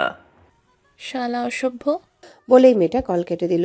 সকলের মধ্যে হাসির রোল পড়ল। দেখলে কেউ পাত্তা দেয় না, না দেখলেও এই মেঘলা তোর কোনো বান্ধবী থাকলে দিস তো। ঠিক আছে রাজ ভাইয়া, পরশু আমার সাথে কলেজে যেও, তাহলেই হবে। অবন্তিকা মিঙ্গেল আর রিন্তি সিঙ্গেল, কিন্তু সে ফিদা পাতি নেতার উপর। আর সাথীও সিঙ্গেল হলেও এইসব প্রেম ভালোবাসার মধ্যে নেই। ঠিক মাহিম ভাইয়ার মতো এইসবের থেকে দূরে থাকে। চাপ নিস না, এবার পরিচয় করিয়ে দিবে, বাকিটা আমার হাতে ছেড়ে দে। সবাই গল্প করছে, তার মধ্যে থেকে মেঘলা উঠে ছাদের ওপাশে চলে যায়। পিছন পিছন রোদ্দুর উঠে পড়ে গিয়ে দেখে মেঘলা ছাদের কিনারায় দাঁড়িয়ে চাঁদের দিকে তাকিয়ে হাসছে। চাঁদ সুন্দর, তার চেয়ে বেশি সুন্দর আমার প্রিয়তমার হাসি। ইচ্ছে করে অপলক তাকিয়ে থাকে। সে কি জানে মনের আকাশের চাঁদ হিসেবে তাকে রাখে? রোদ্দুরের ফিসফিসানি কথা কানে পড়তে চমকে পিছনে তাকায়। রোদ্দুর পিছনে থাকা ওর প্রশস্ত বুকের সাথে বাড়ি খায়, নড়তে পারে না। একটুকু। ওর দুই পাশে রোদ্দুরের হাত রাখা। মেঘলা ভয়ার্ত গলায় বলে, সরুন, সবাই আছে দেখলে কি ভাবে? কেন, আমি কি তোরে ধরে আছে? তুই যা। মেঘলা ভ্রু কুচকে আসে। বেটা 2 হাত দিয়ে ঘিরে আছে, তবুও বলে ধরে নেই, আজব। তুই তো হাতে নিচ দিয়ে যেতে পারিস। বল যে আমার সামনে তো ভালো লাগে, এজন্য ইনোসেন্ট হয়ে থাকিস। মেজাজ গরম করাবেন না, সরুন। বলেই রোদ্দুরকে ধাক্কা দিয়ে চলে গেল। ঘুটঘুটে অন্ধকারে চৌধুরী বাড়ির সামনে দাঁড়িয়ে আছে কেউ। তার দৃষ্টি 2 তলা ছাদে। একটু পর লোকটা ফোন করে একজনকে, তারপর বলে, স্যার কাজ হয়ে গেছে, আমি এবার যাই। আফজাল চৌধুরী এখনো ঘুমায়নি। রাহেলা ঘুমিয়ে গেছে। উনি বসে কিছু একটা ভাবছিলেন। তখনই ব্যালকনিতে কিছু একটা পড়ার শব্দ হয়। আফজাল চৌধুরী ভাবে ঢিল ছুটছে, এজন্যে বলে কে ঢিল ছুটছে এত রাতে, কার এত সাহস, বলে বিছানা থেকে উঠে পড়ে ব্যালকনিতে গিয়ে দেখে একটা কাগজ গোল হয়ে পড়ে আছে। কুড়িয়ে নেয়। কাগজটা খুলে কিছু লেখা আছে, যা পড়ে আফজাল চৌধুরীর মুখের আদল পরিবর্তন হয়। ভিতরে ভয় সৃষ্টি হয়। বুঝতে পারে না এটা কে পাঠালো। আশেপাশে তাকিয়ে কাউকে দেখতে পেল না। কাগজটা নিয়ে রুমের ভেতরে গেল। সকালে সূর্য আস্তে আস্তে আকাশের কোলে উঠছে, যেন রাতের অন্ধকার থেকে মুক্তি পাওয়ার লক্ষ্যে রোদের কিরণ ছড়িয়ে পড়ছে। রাতের আধার পেরিয়ে ধরণীতে সূর্যের আলো দেখা দিয়েছে। চারিপাশ নিশ্চুপ নির্বিকার শীতের সময় হলেও শহরে তা খুব কম বোঝা যায়। যেমন আজ তেমন শীত নেই, অথচ গ্রামে প্রচণ্ড শীতে জমে যাওয়ার মতো অবস্থা। কালকে রাতে সকলে দেরিতে ঘুমানোর জন্যে সকালে তাড়াতাড়ি কারো ঘুম ভাঙেনি, এমনকি মেঘলারও না। আফজাল চৌধুরী উঠে পড়েছেন। ভোরবেলায় কালকের কাগজের লেখাটা দেখার পর চিন্তায় তার ঘুম আসছে না। ব্যাপারটা নিয়ে অনেকক্ষণ ভাবছিলেন। মন এক অদ্ভুত আশঙ্কায় ভরে উঠেছে। সেই কাগজে লেখা ভয়াবহ কিছু আসছে। রোদের তলে আধারে হাওয়া যেন কোনো খারাপ কিছুর ইঙ্গিত দিচ্ছে। তো ঠিকই বুঝতে পারছেন আফজাল চৌধুরী। তিনি কাগজটা হাতে নিয়ে পড়ছিলেন। মাথায় নানা রকম চিন্তা আসছে। এই অদ্ভুত বার্তা কে দিতে পারে? উদ্দেশ্য কি? তার চিন্তা গভীর হতে লাগলো। কিছু একটা আন্দাজ করতে পারলো। বোধহয় মুখের বিবর্তন হলো রাহেলা চৌধুরী চা হাতে আসতে। আফজাল চৌধুরী তড়িঘড়ি করে কাগজটা পকেটে রাখেন। রাহেলা চৌধুরী চা দিয়ে মৃদু হাসি দিয়ে বললেন, কি ভাবছেন? আজ এত সকালে উঠে পড়েছেন, খুব অস্থির দেখাচ্ছে আপনাকে। আজ কিছু হয়েছে? আফজাল চৌধুরী চায়ের কাপ হাতে নিয়ে শীতলভাবে বললেন, না কিছু না, অফিসের কিছু কাজ নিয়ে ভাবছিলাম, নতুন কিছু করার প্ল্যান করছি। এসব বলে কাটিয়ে দিলেন। কাউকে কিছু বলে টেনশন বাড়াতে চান না। রাহেলা কোনো প্রশ্ন না করে চুপচাপ চলে গেলেন। তিনি জানেন আফজাল চৌধুরী যখন গভীর চিন্তায় ডুবে যান তখন তাকে খুব বিরক্ত করা পছন্দ করেন না। এদিকে মেঘলা ধীরে ধীরে ঘুম থেকে উঠে তার চোখে লেগে থাকা ঘুমের ভাব কাটাতে চেষ্টায় ছিল। পাশে রিমি ছিল, তাকিয়ে দেখে নেই, হয়তো উঠে গেছে। মেঘলা ফ্রেশ হয়ে একটু পর সে ড্রয়িং রুমে এসে বসে। রাহেলা চৌধুরী দেওয়া কফি মনোযোগ দিয়ে খাচ্ছিল। এখানে রিমি নেই দেখে জিজ্ঞাসা করে, রিমি কোথায় বড়াম্মু? ওকে রুমে দেখলাম না, নিচেও তো নেই। ছিল এখানে। আমি কফি বানিয়ে সাব্বির, রিদিতা আর মাহিমকে দিতে যাচ্ছিলাম। ও বলল আমি দিয়ে আসছি ফুপি, তুমি কাজ করো। মেঘলা শুনলো চুপ করে। রোদ্র ভাই নিচে আসেননি? ঘুম থেকে ওঠেননি নাকি? আশেপাশে চোখ বুলালো, কিন্তু নেই, তার মানে ওঠেনি। ও পাশে আফজাল চৌধুরী চা খাচ্ছিল আর খবরের কাগজ পড়ছিল। মেঘলা উঠে সেখানে যায়। রিমি, সাব্বির আর রিদিতা রুমে কফি দিয়ে মাহিমের রুমের সামনে দাঁড়িয়েছিল দরজা নক করার জন্য। হাত দিতেই খুলে গেল, দরজা বন্ধ নেই। রিমি আসতে প্রবেশ করলো, দেখে মাহিম শুয়ে আছে, এখনো ওঠেনি। রিমি ধীরে ধীরে মাহিমের কাছে যায়। বেডের পাশে সেন্টার টেবিলে কফির কাপটা রাখে। ডাক না দিলে তো কফি ঠান্ডা হয়ে যাবে, কিন্তু কি বলে ডাকবে ভেবে ডাকে, এই যে শুনছেন, আপনার কফি এনেছি, উঠেন। পরপর কয়েকবার ডাকার পরও উঠে না। গা মুড়ি দিয়ে পাশ ঘুরে আবারও ঘুমায়। রিমি উপায় না পেয়ে একটু কাছে গিয়ে হাত ঝাঁকায় ডাকে, আপনার কফি ঠান্ডা হয়ে গেল তো, উঠুন। মাহিম এই পাশ ফিরে চোখ না খুলে বলে, আম্মু একটু পর উঠছি, তুমি একটু মাথায় হাত বুলিয়ে দাও তো। বলে রিমিকে ওর আম্মু মনে করে একটা হাত নিজের হাতের মুঠোয় নেয়, আরেকটা হাত তার মাথায় দেয়। রিমি পড়েছে মা ঝামেলায়। এখন কি করবে? হাত ধরে আছে, পরে যদি কেউ দেখলে কিছু মনে করে, এই ভয়ে বলে, আমি আপনার আম্মু না, আপনি ওঠেন, আন্টি আপনাকে উঠতে বলল। মাহিম এবার মেয়ের কণ্ঠ শুনে তড়িৎ গতিতে উঠে চোখ মেলে সামনে রিমিকে দেখে চমকে যায়। সাথে ওর হাত ধরে আছে তা হুট করে ছেড়ে দেয়, যেন অপবিত্র। তারপর আমতা আমতা করে বলে, তো তুমি এখানে কেন? রিমি উঠে দূরত্বে দাঁড়ায়, উত্তর দেয়, আপনার জন্য কফি এনেছিলাম। মাহিম মুখ শক্ত করে বলল, নেক্সট কখনো সকালে আমার রুমে কফি নিয়ে আসবে না। আর সরি, আমি আম্মু মনে করে হাত ধরেছিলাম। রিমির মুখটা আধারে ঢেকে যায়। মনে মনে বলে, এমন ভাব করছে ওনার জন্য কফি নিয়ে এসে মনে হয় জীবনের সব থেকে বড় ভুল করেছি। এমনভাবে হাতটা ছুড়ে দিলেন মনে হলো কোনো অপবিত্র জিনিস ধরেছেন। এমন করার কি আছে? আমি কি অপবিত্র নাকি? রিমির প্রশ্নে ওর দিকে তাকায়, আবারও চোখ ফিরিয়ে নিয়ে বলে, অধিকার সম্পর্ক ছাড়া প্রতিটি জিনিসই অপবিত্র আমার কাছে। রিমি বুঝতে পারছে এই মানুষকে পাওয়া হয়তো ওর কাম্য নয়, কিন্তু হাল ছাড়লে হবে না, চেষ্টা করতে হবে। রিমি রুম থেকে বেরিয়ে যায়। মাহিম কফি খাচ্ছিল। যাওয়ার পর দরজার দিকে যায়, ফোন চেক করে দেখে 9টা পেরিয়ে গেছে। তাড়াতাড়ি ফ্রেশ হয়ে অফিসে যেতে হবে। সারাদিন কেটে গিয়ে বিকেল হয়েছে, সবাই রেডি হয়ে আছে, ঘুরতে যাবে। সবাই অপেক্ষা করছে সাথীর জন্যে। আসলে বাসায় সবার সাথে রিন্তি অবন্তিকা সাথীকে নিয়ে যাবে বলেছিল মেঘলা, তখন রোদ্দুর আসতে বলে আসুক, কারণ তার জন্য 3 বান্ধবী ঘুরতে যেতে পারে না। মেঘলা যখন সকালে কলেজে গিয়ে ঘুরতে যাওয়ার কথা বলল, রিমি অবন্তিকা খুশিতে লাফিয়ে ওঠে। তারা এক পায়ে খাড়া যাওয়ার জন্য, কিন্তু বেগ পোহাতে হয়। সাথীকে নিয়ে যাবে না বলে দেয়, ওর টিউশন আছে, বিকেলে আবার সন্ধ্যায়। কত বুঝে যখন কাজ হয়নি, রোদ্দুর শুনে নিজের ফোন করে কি জানি বলে, তারপর রাজি হয়। রিন্টি আর অবন্তিকা অনেক আগে এসেছে, এখন অপেক্ষা করছে সাথীর জন্যে। ওর আসার নাম নেই, ফোন দিচ্ছে, ধরছে না। রাজ বিরক্ত হয়ে বলে ফেলে, এই মেঘলা, তোর বান্ধবী এত লেজি কেন? যদি না আসে তাহলে বলে দিতে পারে। আর কত সময় অপেক্ষা করব? সরি রে মেঘলা, আসতে একটু লেট হলো। আসলে বিকেলের টিউশনিটা করিয়ে এলাম। বাচ্চাটার সামনে পরীক্ষা, না পড়ালে তো হয় না, তাই দেরি হলো। অনেকক্ষণ অপেক্ষা করালাম, এজন্য বলেছিলাম আমি যাব না, তোরা ছাড়লি না। সাথী রাজের বলা কথাটা শুনতে পেয়েছে, তাই ওর দিকে তাকিয়ে মুচকি হেসে বলে, লেজি না, বাস্তবতা লেজি হতে শেখায়নি। আমাদের মতো মধ্যবিত্তদের ফার্স্ট চলতে হয়। শখের ঘোরাঘুরি কপালে থাকে না, স্ট্রাগল করে নিজে পড়তে হয়। বাবার অঢেল টাকা নেই যে তার টাকায় পড়ব। রাত চুপ হয়ে রয়। মেঘলা সাথীর কাছে গিয়ে বলে, আরে না, কোনো সমস্যা নেই, এখন চলো তাড়াতাড়ি। বলেই সকলে গাড়িতে উঠে পড়ে। মাহিম ড্রাইভ করবে পাশের সিটে। মেঘলা বসতে চাইলে রোদ্দুর হাত টেনে ধরে যেতে দেয় না। রাজ বলে ওঠে, রিমি সামনে বসুক, পিছনে বসলেও সমস্যা হয়। রিমি গিয়ে মাহিমের পাশে বসে একবার তাকায় ওর দিকে। অসম্ভব সুন্দর লাগছে। প্রেমিক পুরুষদের একটু বেশি সুন্দর লাগে। মাহিম দেখে রিমি ওর দিকে তাকিয়েছে, তা দেখে গলা খাকড়ি দিয়ে বলে, এদিকে না তাকিয়ে সিট বেল্ট বাঁধুন। রিমি চোখ সরিয়ে সিট বেল্ট বেঁধে নেয়। গাড়ি চলতে শুরু করে। সাব্বির আর হৃদিতা আবারও ঝগড়া লেগেছে। ও বলেছিল ব্লু শার্ট পরতে, কিন্তু তা না শুনে গ্রিন শার্ট পরেছে, এর জন্য মুখ বাঁকিয়ে আছে। সাব্বির কিছু বললে রেগে ঝগড়া লাগছে। ওদের খুনসুটি ঝগড়া দেখে সকলে হাসছে। রিন্তি অবন্তিকার সাথে একসাথে বসেছে, আর আজ রোদ্দুর আর মেঘলা একসাথে। হৃদিতা আর সাব্বিরের ঝগড়া যখন সবাই হাসছিল, রাজ সাথের দিকে চেয়ে রয় কি স্নিগ্ধ হাসি। তখন ওভাবে বলা ঠিক হয়নি, পরে সরি বলবে ভেবে ঠিক করে। এখন বাজে রাত 8টা। ঘোরাঘুরি শেষ, খাওয়া দাওয়া শেষ, এখন পালা বাড়ি ফেরার। কিন্তু সমস্যা বাঁধলো এক জায়গায়, রিন্তি আর অবন্তিকার বাড়ি। ওরা বাসার দিকে, তাই ওদের নামিয়ে দিতে পারবে, কিন্তু সাথী ওর বাসা তো মাঝপথ থেকে উল্টো দিকে যেতে হবে। কিন্তু গাড়ি একটাই, সাথী একা যেতে চাচ্ছে, কিন্তু কেউ একা ছাড়তে রাজি নয়। তখন রাজ বলে, তোরা যা, আমি বরং ওনাকে নিয়ে রিক্সায় যাই, ওনাকে বাসায় পৌঁছে দিয়ে আমি বাসায় যাব। সকলে রাজি হলো। ঠিক আছে, তুই বরং যা, এতে ভরসা পাবো। সাথী চাইল না, কিন্তু তবু সকলের কথা ফেলতে পারবেন। এদিক দিয়ে যাওয়ার রাস্তাটা রাতের বেলায় বেশ অন্ধকার, অনেক বাজে ছেলে থাকে, এজন্য সাথী রাজি হয়। মেঘলা রোদ্দুরা চলে যায়। রাজ একটা রিক্সা ডেকে উঠে পড়ে। সাথীর অস্বস্তি হচ্ছে। রিক্সার জায়গা তো বেশি থাকে না, কাছাকাছি বসতে হয়েছে। মেঘলার আত্মীয় হলেও তার কাছে অচেনা একটা ছেলের সাথে আগে কখনো রিক্সায় উঠেনি।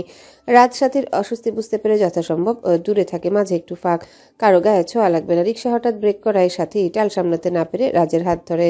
সাথী হাত ছেড়ে দেয়। রিক্সাওয়ালা মামাকে বলে, মামা একটু দেখে চালান, একটু হলেই পড়ে যেতাম। 20 মিনিট পর রিক্সা সাথীর দেওয়া ঠিকানা এসে পৌঁছায়। সাথী নেমে পড়ে। বাসায় এসে পড়েছি, এবার আপনি যান। আর ধন্যবাদ পৌঁছে দেওয়ার জন্য। সামনে একটা ছোট বাড়ি, 2 বা 3টে ঘর হবে, হয়তো পাকা বাড়ি, রং করা। কিছু জায়গায় রং উঠে গেছে। সাথী সেদিকে যাচ্ছে। রাজও রিক্সায় নেমে পড়ে দৌড়ে সাথীর সামনে যায়। সরি। সাথী বুঝতে পারছে না কিসের জন্য সরি, তাই জিজ্ঞাসা করে, সরি কেন?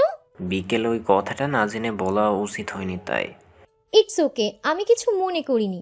আপনি এবার যান, বেশি রাত হলে এদিকের রাস্তায় রিক্সা পাবেন না। না পেলে আপনার বাসায় থেকে যাব, জায়গা দিবেন না? না দিব না, আপনি যান। বলে সাথীর বাসার মধ্যে ঢুকে যায়। রাত সেদিকে তাকিয়ে থেকে মুচকি হাসে, আবার রিক্সা এসে বসে চলে যায় নিজ গন্তব্যে। সময় সমুদ্রের স্রোতের মতো বয়ে চলেছে। সমুদ্রের স্রোত যেমন নিজের গতিতে ঢেউ তোলে, তেমনি সময় কারোর জন্য অপেক্ষা করে না, সে নিজস্ব বেগে চলে যায়। একদিন দুদিন করে সে দিনের পর কেটে গেছে বেশ কয়েকদিন। রোদ্দুরে নির্বাচনের কাজ শুরু হবে। আজ নমিনেশন জমা দিবে, কালকে লাস্ট ডেট। আফজাল চৌধুরী রোদ্দুরকে বলেও নির্বাচন থেকে সরাতে পারেনি। তার এক কথা, সে নির্বাচনে দাঁড়াবে। ওই অমিত শেখকে হারিয়ে সেখানে নির্বাচনে এমপি পদে নমিনেশন জমা দিয়েছেন দুজন, একজন অমিত শেখ, আরেকজন মনিক চৌধুরী। আর বাকি রয়েছে আহিয়ান চৌধুরী। রোদ্দুর সে আজকে জমা দেবে বলে ঠিক রেখেছে। অমিত শেখের মধ্যে ফোন করে রোদ্দুরকে কয়েকবার হুমকি দিয়েছে নির্বাচন থেকে সরে দাঁড়াতে, নয়তো বড় ক্ষতি করবে। রোদ্দুর সেসব তোয়াক্কা না করে সব প্রস্তুতি নিচ্ছে। আজকে খুব সকালে রোদ্দুর কোনো কাজে বেরিয়ে গেছে। যাওয়ার সময় মেঘলা রুমে উকি দিয়েছিল, কিন্তু এত সকালে কেউই উঠেনি, দূর থেকে দেখে বেরিয়ে গেছে। প্রতিদিনের মতো আজকে সকালেও মেঘলা ঘুম থেকে উঠে পড়েছে। পাশে রিমি ঘুমিয়ে আছে, কালকে রাতে পড়েছিল সকালে ডেকে দিতে। এখন 7টা বাজে। মেঘলা রিমিকে ডেকে দেয়। রিমি হুড়মুড়িয়ে ঘুম থেকে উঠে সোজা ব্যালকনিতে গিয়ে দাঁড়ায়। নিচে চোখ বুলাতে কাঙ্ক্ষিত মানুষটাকে দেখতে পেয়ে চোখে মুখে হাসির ঝিলিক দেখা দেয়। আজকাল মাহিম রোজ সকালে উঠে নিচের বাগানের এক জায়গায় ব্যায়াম করে, এজন্য রোজ সকালে উঠে রিমি ব্যালকনিতে এসে মাহিমকে দেখে। আজও তার ব্যতিক্রম হয়নি। মাহিম ব্যায়াম করতে করতে হঠাৎ উপরে তাকায়। রিমি ব্যালকনিতে দাঁড়িয়ে আছে, দেখতে পায় মাহিমের দৃষ্টি উপরে। দেখতে রিমি না দেখার ভান করে রুমের ভিতর চলে যায়। মেঘলা ফ্রেশ হয়ে ওয়াশরুম থেকে বাহির হয়ে আসে। রিমিকে ব্যালকনি থেকে আসতে দেখে জিজ্ঞাসা করে। রিমি দেখা শেষ? থতমত খেয়ে যায়, আমতা আমতা করে। কি কি দেখা শেষ হওয়ার কথা বলছো? মেঘলা হাতের টাওয়েল ব্যালকনিতে নেড়ে দিয়ে আসে আর বলে, আমি জানি তুমি রোজ সকালে ভাইয়াকে দেখতে বেলকনিতে যাও, বুঝছো? তাই আমার কাছে লুকিয়ে কোনো লাভ নেই। হাসতে হাসতে বলে মেঘলা। রিমি তখন মেঘলার ঘাড় জড়িয়ে ধরে আবদারি সুরে বলে, প্লিজ ভাবি, তোমার ভাইরে একটু বোঝাও না, আমাকে তোমার ভাবি হিসেবে নাও। আমি কি এতটাই খারাপ যে তোমার ভাই শুধু রুডলি কথা বলে, কাছে ঘেঁষলে যেন গায়ে ফোসকা পড়ে এমন ভাব নেয়? ভাইয়া এসব প্রেম ভালোবাসা থেকে দূরে থাকে, তবে তুমি ট্রাই করতে পারো, বলতে পারো নিজের মনের কথা। তবে মনে হয় না রাজি হবে ভাইয়া, কেমন জানি। তো তবুও তুমি বলে দেখো, রিজেক্ট করলে আগে করুক, নয়তো যতদিন বাড়বে তার প্রতি মায়া বাড়তেই থাকবে, পরে আবার কষ্ট পাবে। রিমি আনমনে উত্তর দেয়, মায়া তো কবেই বেড়ে গেছে। যত দেখি ততবার বুকের বাঁ পাশে ধুকভুক করে, অন্যরকম এক ভালো লাগার অনুভূতির সৃষ্টি হয়। নিচ থেকে রাহেলা চৌধুরীর ডাক আসে। রিমিকে ডাকছে। রিমি শুনে দৌড় মারে। সিঁড়ি দিয়ে নামতে গিয়ে পড়তে চেয়েও পড়লো না। নিচে এসে রাহেলা চৌধুরীর সামনে দাঁড়ায়, হাঁপাতে হাঁপাতে বলে, জি আন্টি, বলুন কি হয়েছে? তো তোমার ভাইয়ের ফোনে কে যেন বারবার ফোন দিচ্ছে, কে জানে, আমি তো ধরতে পারছি না। তুমি বরং রাজকে ফোনটা দিয়ে আসো, দরকারি ফোন কলও তো হতে পারে। ও মাহিমের কাছে বাগানে গেল একটু আগে, হয়তো ভুলে রেখে গেছে, এখানে বসেছিল। রিমি ফোনটা হাতে নেয়। ফোনের স্ক্রিনে প্রিয়তমা নামে সেভ করা নাম্বার থেকে 12টা মিস কল উঠে আছে। রিমির চোখ কপালে। ভাইয়ার প্রিয়তমা আবার কবে হলো? কে এই মেয়ে? লক জানলে নাম্বারটা দেখতে পেত। তবে দরকার কি, একদিন জানতে পারবো। সবাই তার প্রিয়তমাকে পেয়ে যাক, আমি শুধু তাকিয়ে থাকবো তার দিকে আজন্মকাল। রিমি রাজকে খুঁজতে বাগানে যায়। মাহিম যেখানে ছিল সেখানে গিয়ে দেখে মাহিম একা দাঁড়িয়ে ফোনে কিছু করছে বা দেখছে। আশেপাশে রাজ কোথাও নেই, তাই রিমি কোনো শব্দ না করে চলে আসছিল। তখন গম্ভীর কণ্ঠ ভেসে আসলো, দাঁড়াও, তোমার সাথে কিছু কথা আছে। রিমি থমকে দাঁড়ায়। মাহিম এগিয়ে এসে ফোনটা রিমির সামনে ধরে বলে, এটা কার আইডি জানো? রিমি নিজের ফেক আইডি দেখে ভরকে যায়, গলা শুকিয়ে আসে। এবার কি বলবে? আর ওকে জিজ্ঞাসা করার মানে কি? উনি কি বুঝতে পেরেছেন আমারই আইডি? কালকে এই আইডিটা খুলেছিল, প্রেম নিবেদন করেছিল। মাহিম দেখে কিছু বলেনি। রিমির উত্তর না পেয়ে মাহিম আবারও জিজ্ঞাসা করে, জানো কার আইডি? রিমি থতমত খেয়ে উত্তর দেয়, জি, আমি চিনি না। আজব, আমি কিভাবে বলবো এটা কার আইডি? আমাকেই বা জিজ্ঞাসা করছেন কেন? আরে তুমি তোতলাচ্ছ কেন? আমি তোমাকে শুধু জিজ্ঞেস করেছি চিনো নাকি, এতে তোতলানোর কি আছে? আর ভয় পাওয়ারই বা কি আছে বলো? রিমি এবার একটু জোর গলায় বলল, যাতে সন্দেহ না হয়। আমি ততলাইনি, আপনি এমন ভাবে জিজ্ঞাসা করেছেন যেন এটা আমারই আইডি। তাহলে বলছো তোমার না? রিমি ঝটপট উত্তর দেয়, না, আমার না। বলে বাসার ভিতরে আসতে নেয়, কিন্তু মাহিমের কথা শুনে রিমির পা থেমে যায়। মাহিমের নির্বিকার কথা। আমাবস্যার রাতের আকাশে যেমন চাঁদের অস্তিত্ব দেখা যায় না, তেমনি আমার এই প্রেমহীন হৃদয়ে আর কারো জন্য ভালোবাসার উদয় হবে না। রিমি পিছনে ফিরে যায়, শান্ত চাহনিতে মাহিমের দিকে তাকায়। কিছু একটা ভেবে মাহিমকে জবাব দেয়, আমাবস্যার রাত পেরিয়ে কিন্তু জ্যোৎস্নার রাতের আগমনও হয়, চাঁদ তারাদেরও দেখা মিলে, আকাশ হয়ে ওঠে আলোময়। তেমনি করে প্রেমহীন হৃদয় কারো জন্য ভালোবাসার উদয় হবে। শুধু প্রয়োজন আপনার সঙ্গ। আপনাকে এখনই ভালোবাসতে হবে না। আমি তো বাসি, আপনি না হয় পরে বাসবেন। মাহিম নিঃশব্দে হাসতে থাকে, ফোনটা পকেটে রেখে উত্তর দেয়, উক্তিতে তুমি বড় পারদর্শী দেখছি। তবে আধার হৃদয়ে কারো জন্য ভালোবাসার আলো ছিল, কিন্তু না অনসাইড বুঝতে পারলাম। প্রপোজ করতে গিয়ে জানতে পেরে সরে আসলাম। হাতের লাল গোলাপটা ছুঁড়ে ফেলেছিলাম ডাস্টবিনে। তারপর থেকে আর কখনো লাল গোলাপ হাতে নেইনি, আর নেওয়ার কথাও কখনো ভাবিনি। তুমি আমার পিছন ছেড়ে দাও, মরিচিকার পিছনে ছুটে লাভ নেই, কিছু পাবে না। আমি চাই না তুমি কষ্ট পাও, এজন্য বলে দিলাম। মাহিম বাসার ভিতরে যেতে নেয়। রিমি বলে, কষ্ট আমি তো রোজই পাই, আজকে থেকে আরো বেশি পাবো। আপনি কাউকে ভালোবেসে পাননি, সে অন্য কাউকে ভালোবেসেছে। কি আজব দুনিয়া, তাই না? আপনি যাকে ভালোবাসেন সে অন্য কাউকে ভালোবাসে, আর আমি আপনাকে ভালোবাসি। সবটা কেমন শৃঙ্খলের মতো হয়ে গেছে। ভালোবাসা সেখানে প্রকাশ করো যে মূল্য দিতে জানে, কিন্তু আমি তোমার ভালোবাসার মূল্য দিতে পারবো না। বলেই মাহিম বাসার ভিতরে চলে যায়। রিমি চোখ দিয়ে পানি পড়ছে অনবরত। ভালোবাসা আসলেই কাদায়, তার প্রমাণ আজ পেল। নিষ্ঠুর দুনিয়া যে ভালোবাসার মূল্য দিতে জানে না, তবুও তার জন্য কেন ভালোবাসার অনুভূতি সৃষ্টি করে? এর উত্তর কি আসলে আছে? হয়তো নেই, কারণ ভালোবাসা বলে কেউ আসে না, হয়ে যায় না চাইতেও। রিমির চোখের পানি মুছে বাসার ভিতরে আসছিল, তখনই রাজের সাথে দেখা বাইরে থেকে আসছিল। রিমির হাতে ওর ফোন দেখে জিজ্ঞাসা করে, আমার ফোন তোর হাতে কেন? রিমি ফোনটা রাজের হাতে দিয়ে বাসার ভিতর চলে আসে। রাজ ওর দিকে তাকিয়ে ভাবে, এর আবার কি হলো? কোনো কথা বললো না, আমার দিকে তাকালো না। রাজ ফোনের স্ক্রিনে প্রিয়তমা নামটা দেখে 12টা মিসড কল উঠে আছে। সেদিকে তাকিয়ে মন খারাপ হয়ে যায়। মনে ভাবে, এই কল যদি হতো অন্য সব ভালোবাসার মানুষের মতো মিষ্টি কথা বলার জন্য, তবে কি খুব ক্ষতি হতো? সেই তো এক কথাই শুনতে হবে। সকাল দুপুর পেরিয়ে বিকেল হচ্ছে, তবুও মেঘলা বাড়ি ফিরেনি। বাসায় ছেলে মানুষ রাত ছাড়া আর কেউ নেই। রিমি বারবার রাহেলা চৌধুরীকে বলছে, আন্টি, মেঘলা আপু কখন আসবে? এতক্ষণে তো কলেজ শেষ হওয়ার কথা। রাহেলা চৌধুরী ভেবে দেখে, তাই তো, আজকে এত দেরি কেন? একবার ভেবে বলে, রোদ্দুরের সাথে আছে নাকি? ওর সাথে কখনো থাকে? ওকে একবার জিজ্ঞেস করো। রাজ রোদ্দুরকে ফোন দেয়। কল রিং হচ্ছে, কিন্তু রেসপন্স করছে না। অনেকবার দিয়েও কাজ হলো না। দেখো, হয়তো রোদ্দুরের সাথে কোথাও গেছে সেদিনের মতো। ওর সাথে থাকলে তো চিন্তা হয় না। বিকেল পেরিয়ে সন্ধ্যা হলো। সকলে ভেবে রইল হয়তো রোদ্দুরের সাথে আছে, কিন্তু রোদ্দুর ফ্রি হয়ে যখন দেখে রাজ অনেকবার কল দিয়েছে, তখনই কল ব্যাক করে জানতে চায় কি হয়েছে। রাজ কল ধরে বলে, মেঘলা তোমার সাথে আছে? মেঘলা আমার সাথে কেন থাকবে? ও বাসায় যায়নি। না, মেঘলা তো বাসায় যায়নি। আমরা সবাই ভেবেছি তোমার সাথেই আছে, এজন্য আমরা সকলে চুপ করে আছি। রোদ্দুরের মাথায় যেন আকাশ ভেঙে পড়ল। মেঘলা কোথায় যাবে? রাজকে কলে বলে, না, মেঘলা আমার সাথে নেই। আমার সাথে থাকলে তো বাসায় বলে দেই। আর তোরা আমাকে আগে জানাবি না? আমাদের চারপাশে শত্রুর অভাব নেই, জানিস তো। আগে ওর বান্ধবীদের থেকে খোঁজ নিতে হবে। তুই আয়, আমি যাচ্ছি। রোদ্দুর মেঘলার নিখোঁজ হয় পাগল প্রায়। এখানে ওখানে ছুটে চলেছে ওর সব বান্ধবীদের বাসায়, খোঁজ নেওয়া শেষ, কোথাও মেঘলা নেই। কি করবে বুঝতে পারছে না। মাহিমার রাজও খুঁজতে বাহির হয়েছে। আলিফ চৌধুরী, আফজাল চৌধুরী পুলিশে কমপ্লেন করতে গিয়েছিল। পুলিশ 24 ঘন্টা না হলে কেস নিতে পারবে না। তবে রোদ্দুর বন্ধু সে আশ্বাস দেয় যথাসাধ্য চেষ্টা করবে। আফজাল চৌধুরী সবে পুলিশ স্টেশন থেকে বাহির হয়ে আসছিল। তখনই হন্তদন্তে পুলিশ স্টেশনের দিকে আসছিল রোদ্দুর। পথে তাদের সঙ্গে আফজাল চৌধুরী দেখা।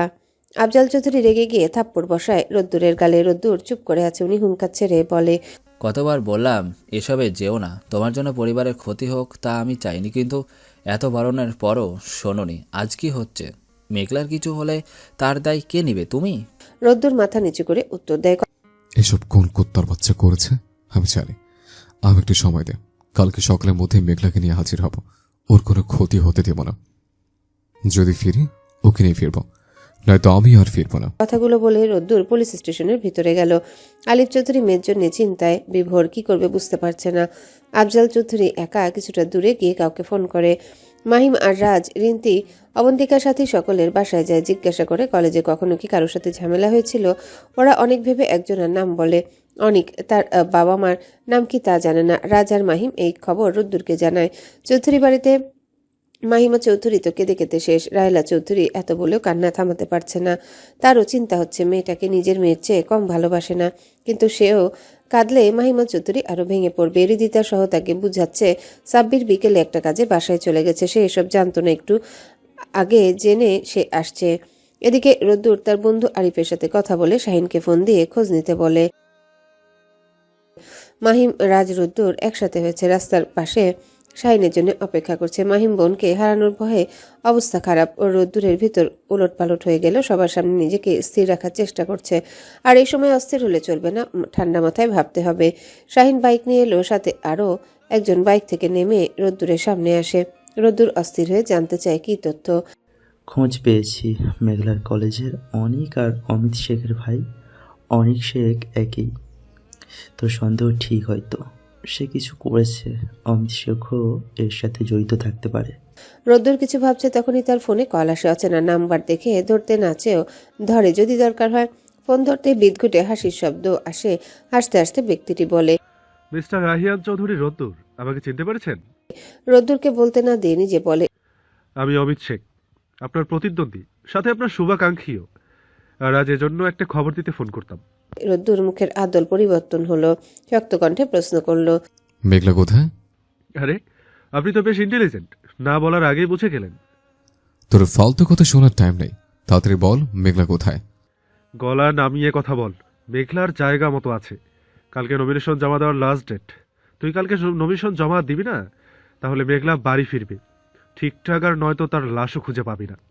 মেঘলার কিছু হলে তোকে শেষ করে ফেলবো জানোয়ার। ইস, কানটা ঝালাফালা করে দিলি, এত জোরে চিল্লাস না।